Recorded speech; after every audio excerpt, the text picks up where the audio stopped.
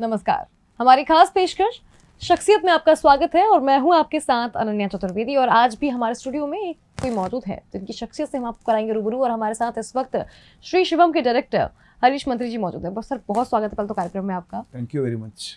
हरीश जी, सबसे पहले आपसे मैं जानना चाहूँगी कि आपका व्यक्तित्व कैसा है, आप क्या करते हैं, अपने बारे में कुछ बताइए।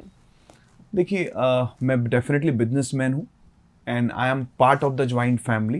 That is my proud movement कि मैं प्राउड से बोल सकता हूँ I am part of the amazing joint family. Okay. And मुझे लगता है कि I am the happiest person कि मैं ऐसी फैमिली के साथ हूँ। तो that is my I think best introduction. And मैं अगर मेरे बारे में बताऊँ तो आई थिंक कि मुझे लगता है कि सबसे इम्पॉर्टेंट है कि एक अच्छा इंसान बनना। वो चीज़ें मुझे इंस्पायर भी करती है and I am trying to be a good human being. So that is what I love actually. Okay. आपने कहा आप जॉइंट फैमिली से, तो जॉइंट फैमिली के बारे में, अपनी फैमिली के बारे में बताइए। लगता है कि आप बहुत ज़्यादा अपनी फैमिली से प्यार करते हैं, हर कोई करता है, लेकिन जो एंथुजियाज्म आपके अंदर दिख रहा है उसके हिसाब से आपकी फैमिली में कौन कौन है, कैसे आपकी फैमिली आपको मोटिवेट करती है? ओके, तो मैं अगर बात करूं तो लाइक ह्यूज फैमिली, जहाँ पे मेरे पापा लोग 3 ब्रदर्स हैं एंड हमारे और भी लोग हैं, हमारे बुआ की फैमिली, हमारे, तो we all are together and let me tell you, for us the each day is Diwali and each day is celebration. So we love each other, we are ready to do anything for each other. So that is what I am, मैं उसका part हूँ। Okay.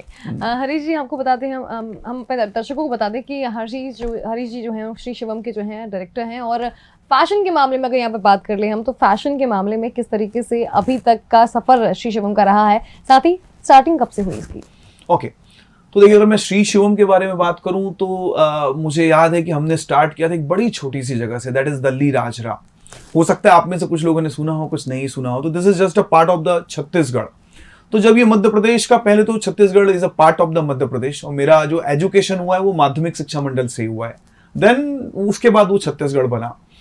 तो दल्ली राजरा जो बस्तर के पास है, वहां से हमने एक स्टोर स्टार्ट की थी गोपाल टेक्सटाइल के नाम से। मुझे आज भी याद है वो दिन जब मेरे बड़े अंकल श्री पुरुषोत्तम जी मंत्री, जो सारे क्रेडिट जिनका, जो हमारे लीडर हैं और जिनको हम सब फॉलो करते हैं, वो श्री सतीश जी मंत्री मेरे अंकल, जिनसे मैंने सब कुछ सीखा है, मैंने उनको ज्वाइन किया। एंड मुझे याद है कि सुबह से रात तक हम एक ही काम किया करते थे, माल बेचा करते थे। दैट इज चालक मालक, बड़ी छोटी सी दुकान, वो बिल्कुल एक एक पीस बेचना, वो वहाँ से हमारी स्टार्ट हुई। और वहाँ से लेके आज हम जब आई वुड से कि हमारा पहला मॉल आया छत्तीसगढ़ में, दुर्ग एक एरिया है छत्तीसगढ़ का, वहाँ हमारा पहला मॉल आया। फिर हमने बिलासपुर चालू किया, रायपुर चालू किया, देन नागपुर, जबलपुर, भोपाल, और आज हम we are the biggest central India brand. Okay. यहाँ पे देखा जाए तो काफ़ी फैला हुआ बिजनेस है आपका, ऑब्वियसली। तो रिस्पांस यहाँ पे देखा जाए, हर जगह का अपना फैशन होता है। छत्तीसगढ़ का अलग होगा, मध्य प्रदेश का अलग होगा, नागपुर का अलग होगा। तो उसके हिसाब से फैशन जो है आपका जो मटेरियल है जो आता होगा, तो उसके कैसे आप डिफाइन करते हैं उसको, कैसे अलग अलग होता है वो, और कैसे आप सोचते हैं कि आप फिलहाल फैशन में क्या लाना है? क्योंकि फैशन के बारे में लोग बहुत ऐसा लगता है कि जानते तो हैं, लेकिन डिफाइन नहीं कर पाते हैं कि इसे क्या कहें, उसको क्या कहें। तो आपका फैशन सेंस कैसा है? वैसे मेरा कुछ ज़्यादा खास नहीं है, इसलिए मैं इलैबोरेट नहीं कर पाऊंगी इसको, लेकिन फिर भी आप बताइए। देखिए, मुझे लगता है कि ना फैशन सेंस की बात है, एक तो when you are updated with all the top most designer, जो अपने देश के जो बड़े डिजाइनर्स हैं, जब आप उनके शोज अटेंड करते हैं, लैक्मे अटेंड करते हैं, तो कहीं ना कहीं आपको नेक्स्ट सेंस आता है। जब आप अब्रॉड जाते हैं, विजिट्स करते हैं, तो आपको ध्यान आता है कि कौन सा कलर सेंस आने वाला है। सबसे इंपॉर्टेंट, मतलब मैं ये मानता हूं कि सबसे बड़ा जो हम सीखते हैं वो हमारे कस्टमर से सीखते हैं। जब तक आप ग्राउंड लेवल से जुड़े हुए हैं, आपको मालूम है कौन से कलर बिक रहे हैं, कौन सा कलर नहीं बिक रहा है, आपका कस्टमर क्या डिमांड कर रहा है, for me that is a real fashion. Abroad में क्या चल रहा है, फाइन, कौन सा कलर आने वाला है, it is good, but practically जो कस्टमर पसंद कर रहा है और जो फिट, जो चीजें उनको पसंद आ रही है, for me that is a real fashion. Okay. तो जैसे कि कोई भी अगर नया डिज़ाइन आया और मान लिया, अच्छा चलिए पहले बात यहाँ पर कर लेते हैं कि क्या क्या आपकी दुकान पे मिलता है, किस तरह का फैशन आपके यहाँ मिलता है?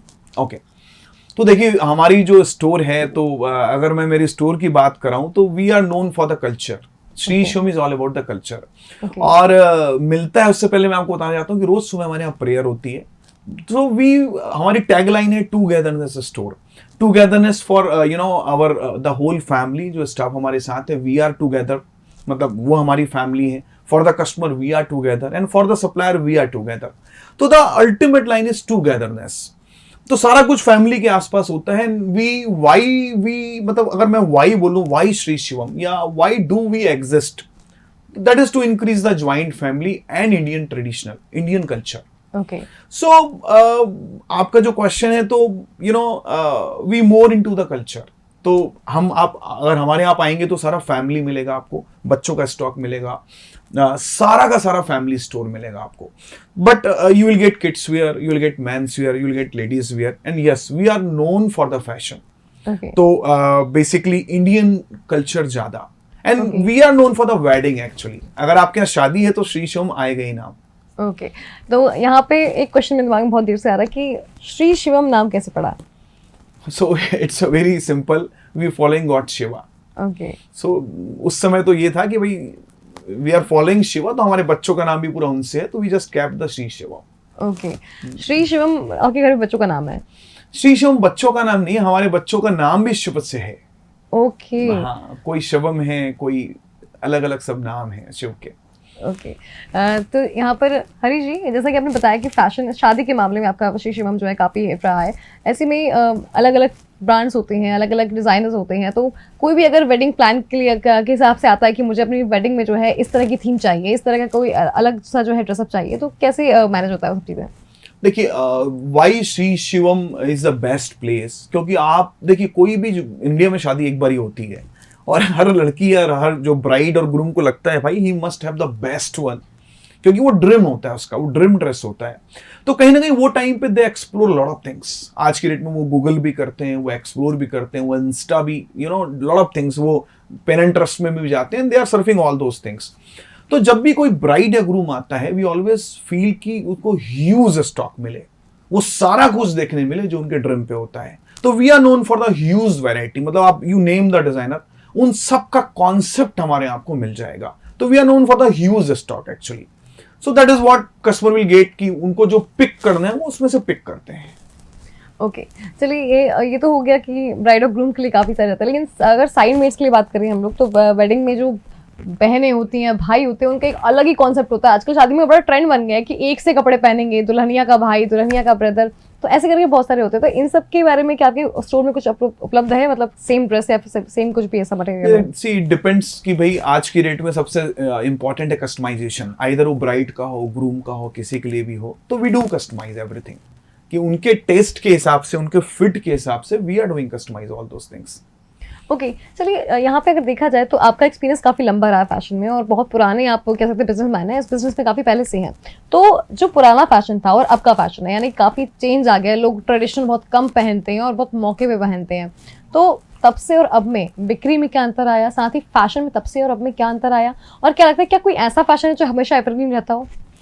देखिए, ये जो आपका टॉपिक है बहुत ह्यूज है क्योंकि काफ़ी चीज़ें बदली हैं और काफ़ी चीज़ें नहीं भी बदली हैं। आज भी मैं देखता हूं कि देखिए काफी लोग साड़ी से सूट्स पे शिफ्ट हुए, सूट से कुर्तीज पे, कुर्ती से वेस्टर्न पे, तो दिस इज अ चेन, ये तो हुआ है, नो डाउट वेस्टर्न का ट्रेंड बढ़ा है। लेकिन आज की डेट में अगर मैं बात करूं वेडिंग की या इन सब चीजों की, आज भी लोग ट्रेडिशनल वेयर करना चाहते हैं। आज भी आप घाघरे देखेंगे तो ब्राइड वो मरून कलर, वो रेड कलर, वो पिंक कलर में ब्राइड लगती है। जितनी मर्जी वो ग्रे कलर पसंद करे, जितनी मर्जी वो ब्राउन पसंद करे, बट जब वो ब्राइड होती है ना, तो उसको एक जो अपने आप को वो वो देखती है, ब्राइड वाली फीलिंग जब आती है तो वो उसमें ही देखती है। हाँ। तो काफी चीजें बंदेज, काफी ट्रेडिशनल चीजों का ट्रेंड बढ़ा भी है, बट यस आप जो बोल रहे हैं चीजें समय के साथ चेंज हुई है। ट्रेडिशनल से लोग वेस्टर्न की तरफ काफी मूव किए हैं, दैट इज वेरी ट्रू।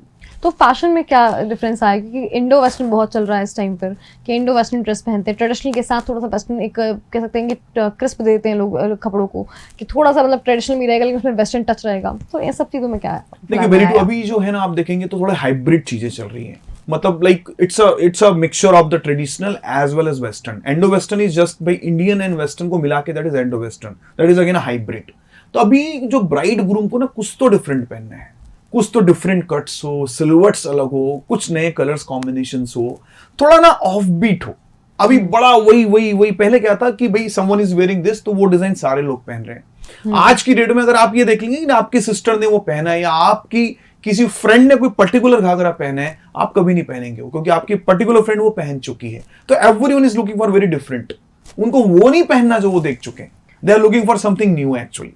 बिल्कुल। तो एक बड़ी वैरायटी आपके पास है, ऐसे में कई लोग जो थे काफ़ी चूज़ी हो जाते हैं कि यार मुझे तो वही चाहिए, मुझे ऐसा चाहिए। तो क्या डिज़ाइन्स भी होते हैं आपके यहाँ, डिज़ाइनर्स जो हैं, अगर कपड़े कोई डिज़ाइन करवाना चाहे या कस्टमाइज़ेशन की जैसे आपने बात कही, तो क्या ऐसा कुछ होता है वहाँ पे? देखिए, सबसे पहली बात तो मैं आपको बताऊं भाई, स्पेशल कोई पर्टिकुलर डिजाइन देके डिजाइन कराना चाहे तो वो मुश्किल है। बट हमने ये देखा कि जितने लोग भी लेके आते हैं ना कहीं सोशल मीडिया और वहीं से पिक्चर्स लेके आते हैं। जितने भी टॉप मोस्ट डिजाइनर हैं कभी भी वो लेटेस्ट डिजाइन अपलोड नहीं करते। वो जो डिजाइन अपलोड करते हैं कहीं ना कहीं ईयर बैक होती है। कभी कभी तो हम ये भी देखते हैं कस्टमर वो पिक लेके आता है और कभी हम आप अपलोड डेट देखेंगे तो it's 4 years back, 5 years back, जो कस्टमर को समझ नहीं आती। बट आई एम श्योर कि अगर वो लेटेस्ट है तो हमारे पास वो मिलेगा, फाइनल है। ओके, यहाँ पे आप बता रहे हैं कि डिज़ाइनर्स के जो कपड़े हैं वो आपके पास रहते हैं और मोस्टली लेटेस्ट ही रहते हैं। तो ये डिज़ाइनर्स के बारे में हर किसी को तो पता होता नहीं है। तो फिर जब कोई नया कस्टमर आता है, जिसको जैसे मान लिया कि कोई वेडिंग वाला आ गया या फिर किसी फंक्शन के लिए कोई इंसान आ गया, तो आप कैसे उसको एलिब्रेट करते हैं कि ये जो कपड़े हैं डिज़ाइन मतलब डिज़ाइनर के हैं या ये नॉर्मली ऐसे ही नहीं बना दिए गए हैं? So very good question. देखो, सबसे पहले तो ना देखिए देयर इज हम पहले तो हमारी ट्रेनिंग होती है बंदों की। पहले तो उनको मालूम होना चाहिए कि कौन सा कस्टमर हल्दी पे क्या पहनेगा, संगीत पे क्या अच्छा लगेगा और उस पे क्या अच्छा लगेगा। वी ट्रेंड देम, क्योंकि एज अ कस्टमर उनका बहुत सारा परसेप्शन होता है। बट जब आप उसको राइट गाइड करते हो और जब उस ड्रेस को उस फंक्शन में पहनता है तो वो आपको बहुत सारा थैंक्स देता है। तो we are guiding the number 1 our salesman कि भाई कब कौन सा सेंस होना चाहिए। ऐसा नहीं हो सकता कि आप शादी पे ट्रेडिशनल पहने हो ना, उस तरह का कलर सेंस आपने संगीत पे पहन लिया, क्योंकि एक वेस्टर्न है तो उस पे कलर थीम अलग होगी, आपके शादी पे कलर थीम अलग होगी। नेक्स्ट आप जैसे आप बात करें कि भाई कस्टमर को कैसे पता चलेगा कि डिजाइनर का है। I am telling you, customer का जो नॉलेज है ना शायद हमसे भी ज्यादा है। They do lot of study और उनको देख के समझ आता है कि भाई कौन सा प्रोडक्ट किस तरह का है। उनको आपको बताने की जरूरत नहीं, मतलब प्रोडक्ट इटसेल्फ बात करता है कस्टमर से। ओके, हरीश जी, इतना कुछ आपने अपने स्टोर के बारे में बताया और फैशन के बारे में बताया। अब अगर एक्सपीरियंस की यहाँ पर बात कर लें, आपका काफ़ी लंबा अनुभव रहा है, तो ऐसे कुछ एक्सपीरियंसेस जो अच्छे हों, बुरे हों, जैसे कोई आप शेयर करना चाहें किसी से? ओके, तो देखिए मैं ये शेयर करना चाहूंगा, अगर मैं इस पूरी जर्नी की बात करूं तो I wanted to be a doctor, but मैं डॉक्टर नहीं बन पाया। उस समय मुझे लगता था कि बस लाइफ का सबसे खराब काम हो गया मेरे साथ और अभी तो कुछ बचा ही नहीं लाइफ में। बट आज मैं जब अपने आप को देखता हूं तो I think I am so proud कि आज हम मोर देन 1000 लोगों को आज हम एटलीस्ट उनको रोजगार दे पा रहे हैं। We are generating the employment for them, तो we feel proud about it. तो अगर मैं ओवरऑल जर्नी की बात करूं तो मुझे लगता है कि लाइफ में कुछ कुछ मूवमेंट ऐसे आते हैं और वहां पे जो डिसीजंस होते हैं वो लाइफ को चेंज कर देते हैं।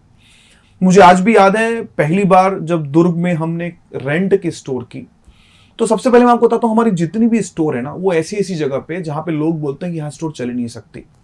दुर्ग में हमारी स्मशान के सामने है, दिल्ली राजरा की पहली स्टोर वो थी जहां सारे लोग कचरा फेंका करते थे।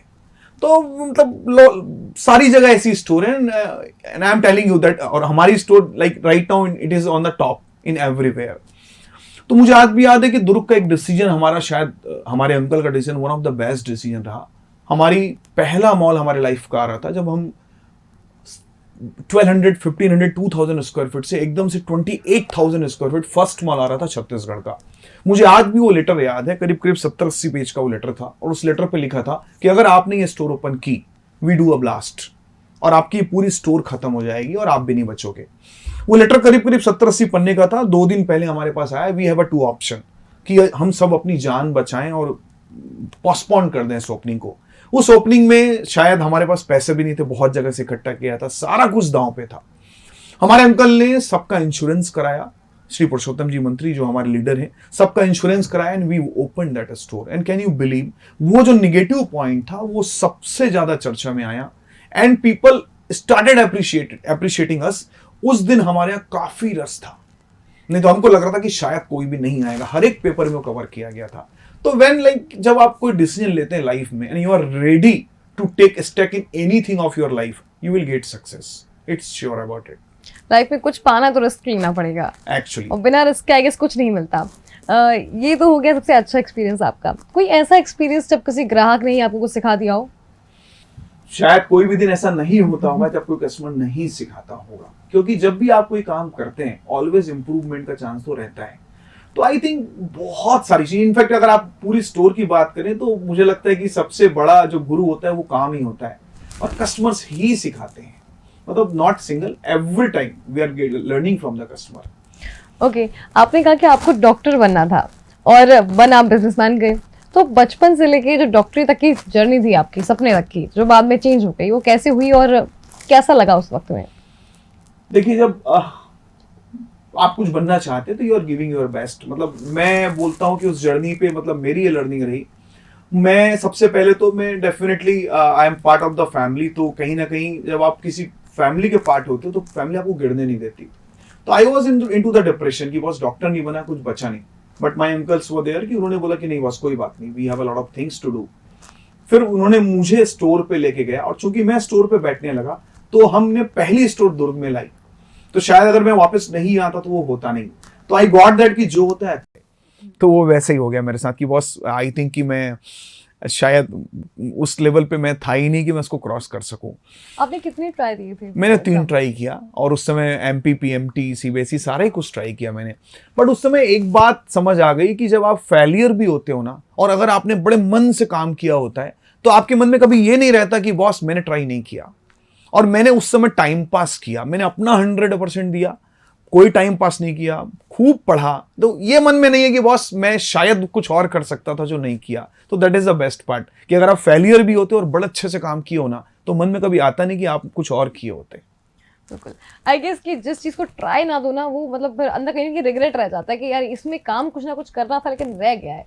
लेकिन ट्राई करने के बाद फेलियर मिली तो आई गेस वो फेलियर नहीं होता, वो सीख होती है जीवन के लिए। लर्निंग जो है हमें उससे मिलती है और आगे हम उसी के ऊपर चलते हैं। चलिए, एक यहाँ पर बात मेरे दिमाग में आई है कि आप जब दुकान पे बैठने लगे तो हमारी जो इंडियन टिपिकल फैमिलीज हैं उसमें बहुत गलत एक थिंकिंग है कि फैमिली बिजनेस को आगे बढ़ाना मतलब अपने हुनर को छुपाना होता है।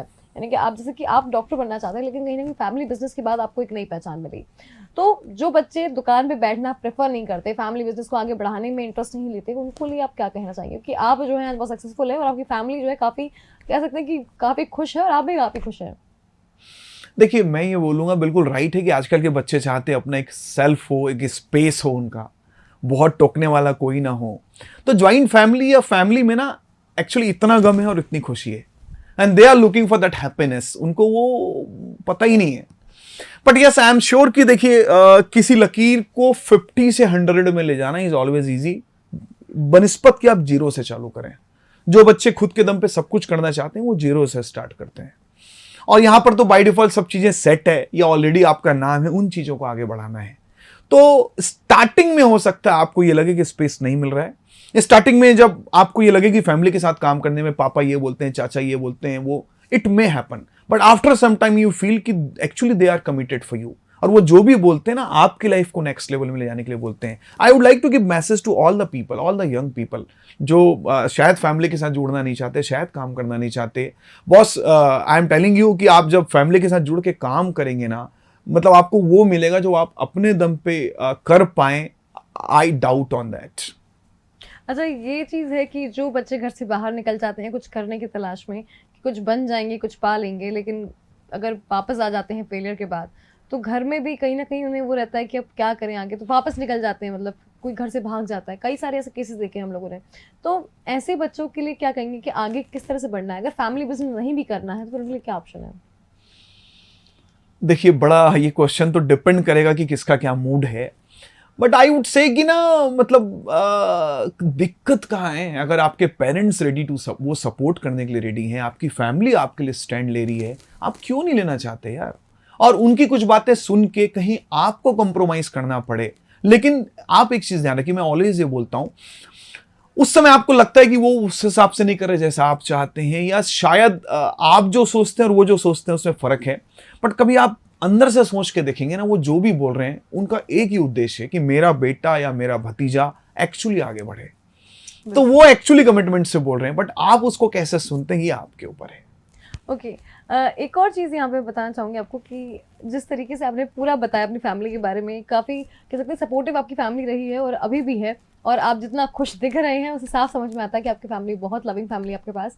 तो ऐसे में एक फैमिली के अंदर रहना, उसके साथ खुश होकर रहना, ये बड़ा आजकल का वो है कि सब रहते हो साथ में लेकिन बिछड़ जाते हैं आपस में। कोई नया अगर नहीं बहू आ गई या नहीं कोई कह सकते हैं सास आ गई आपस में कहीं ना कहीं रिश्ते बिगड़ जाते हैं, लेकिन आपकी फैमिली का ऐसा क्या है कि आपकी फैमिली अभी भी टुगेदरनेस में रह रही है? देखिए सिंपल है, जिस भी ट्रेन पे एक इंजन होगा ना, वो एक दिशा पे जाएगी। जिस पे आप 2-3 इंजन लगा दोगे ना, इश्यूज हैं। जिस भी फैमिली में कोई एक लीडर होगा और उस लीडर को लोग ब्लाइंडली फॉलो करेंगे, उस किसी भी फैमिली में दिक्कत नहीं आएगी। दिक्कत वहां है जब मेरे को लगता है मेरे हिसाब से चले, मेरे भाई को लगता है उसके हिसाब से चले, सबको लगता है मेरे हिसाब से चले, वहां पे इश्यूज है। बिल्कुल। अच्छा चलिए, इतना सब कुछ आपने बताया, अगर यहाँ पे कोई बात आप लोगों से कहना चाहें, कुछ पहुंचाना चाहें, तो कैसे पहुंचाएंगे उन तक? क्या कहना चाहेंगी आज के युवाओं से, आज के समाज से? क्या रहेगी आपका मैसेज क्या रहेगा? देखिए मैसेज तो मैं तो यही बोलूंगा कि देखिए अगर कोविड की बात करूं इस टाइम की, कि छोटी सी मतलब हर कोई, मैं देखता हूं कि ये टाइम पे जितने युवा हैं, जितने बिजनेसमैन हैं, सारे लोग ये सोच रहे हैं कि बॉस की सर्वाइव कैसे करें, अपने एक्सपेंस को कैसे कम करें और कैसे भी करके सर्वाइव करें। और कुछ लोग ऐसे हैं जो ये सोच रहे हैं कि बॉस ये इट्स अपॉर्चुनिटी। उनका फोकस इस बात पे कि ये टाइम पे हम नया क्या करें और लीड कैसे करें। तो मैं ये टाइम भी बहुत क्रूशियल पीरियड है जब बहुत सारे लोग कोविड के कारण थक चुके हैं। बहुत सारे लोग ये सोच रहे हैं कि बॉस कैसे भी करके हम बच जाएं। They are into the survival mindset. मैं उन लोगों को ये मैसेज देना चाहता हूं कि ये वो टाइम है जहां पे आप लीडर बन सकते हो। ये वो टाइम है जहां सारे लोग ये सोच रहे हैं कि हम सर्वाइव कैसे करें। ये टाइम पे आप ये सोच सकते हो कि मैं आगे कैसे बढ़ूं, और आपकी एनर्जी आप उन चीजों में लगाओ कि you will be the leader. It's my promise कि इस कोविड के बाद आप देखिएगा कुछ लोग बचेंगे जो लीड करेंगे और बाकी सब सर्वाइव ही करते रह जाएंगे। तो this is the best opportunity for each and everyone. Okay, thank you so much Harish ji हमारे साथ आज जुड़ने के लिए। तो ये थे हरीश मंत्री जी, उनसे हमने जाना कि किस तरीके से लाइफ को खुशी जीना चाहिए, साथ ही फैमिली की इंपॉर्टेंस कितनी होती है लाइफ में, ये भी हमने जाना। जो लोग अपने परिवार से भागते हैं उनके लिए यही है कि भाई घर में रहो, अपने परिवार की सुनो, क्योंकि उनसे ज़्यादा आपका साथ कोई नहीं दे पाएगा। तो हमारी खास पेशकश में फिलहाल इतना ही, मुझे दीजिए इजाज़त। नमस्कार।